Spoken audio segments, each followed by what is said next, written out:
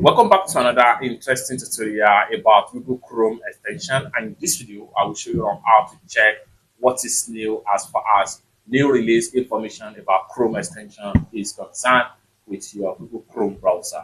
Let me show you how. The very first thing you want to do is to open up your Chrome browser. And having opened up your Chrome browser, go ahead and click on these three dots right here. And the next thing you want to do is to navigate to extensions. Under the extension, go ahead and click on manage extension.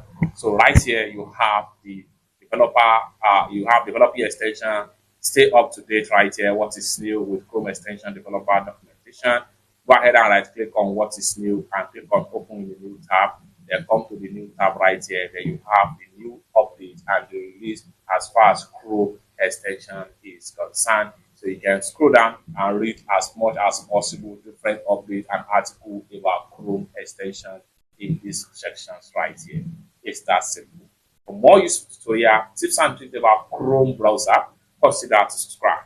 Thank you so much for watching, and I hope to see you in my next video. Peace out.